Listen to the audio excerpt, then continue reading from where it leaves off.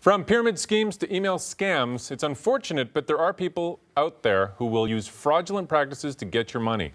But how do you make sure you won't fall victim to one of these tricks? Our financial expert, Pattie Lovett Reid, joins us this morning from our downtown studios. So, Pattie, what are some of the common scams we should all be watching for?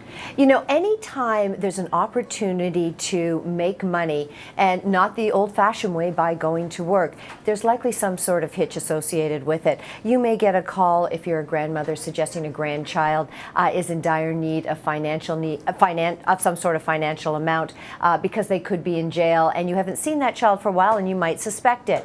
You may get a call to say if you invest a small amount of money, in return you're going to get a much larger amount back. Pyramid schemes where you get in at an entry level, you make more money by recruiting others. I mean, it absolutely goes on and on and on. But be sure to know that you're not going to make money by doing this in the long run, and quite often you're going to lose a bundle in the process. So what are the flags that should go off that something just seems too good to be true? What should we set our radar? What setting is it on? Well, I have to tell you, most of us aren't going to win a vacation every day. You're not likely going to get a call from Canada Revenue Agency to suggest that, by the way, you overpaid on your taxes, and so if you give us this information, we'll send you this amount of money back. You're not likely to hear from your financial institution suggesting that they need more information from you in order to credit your account. So typically, if it sounds too good to be true, it likely is. And so how do these work? I mean, so they approach you by email or telephone, presumably, and then what happens from there?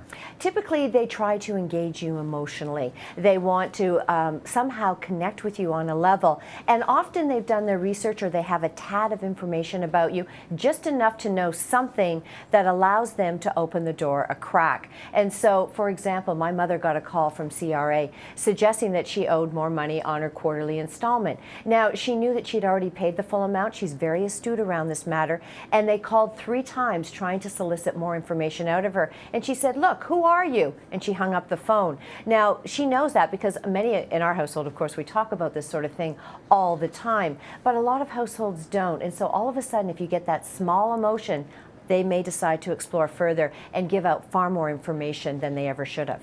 So I can imagine that it can be very embarrassing. Let's say you do slip up and you give out some information on the phone, and the call ends and you realize that you maybe have made a mistake. What do you do next? I mean, you're embarrassed. You don't want to announce this to the world. Who do you call? What do you do? I would call the RCMP. You call the authorities if you can, and tell them what's gone on. It doesn't mean you have to telegraph it to your family. But I do think, though, that people get unknowingly drawn into these things on a regular basis. The more people you tell, you may be saving someone else from it. It's not an embarrassment. Sometimes you just simply get caught. You're hoping that it's not for a large amount of money. But there's a difference also, and I want to point this out, Dan, between scammers and those who actually, come out with, we have the Canada's anti-spam legislation. So there's scammers and spammers.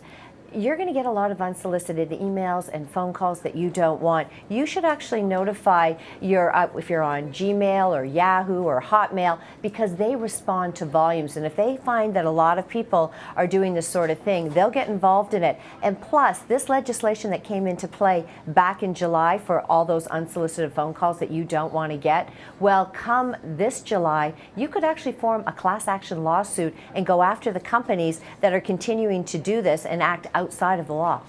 Pattie Lovett Reid, thank you so much. Thanks, Dan. And for more advice on how to protect yourself from scam artists, check out Pattie's blog on our website.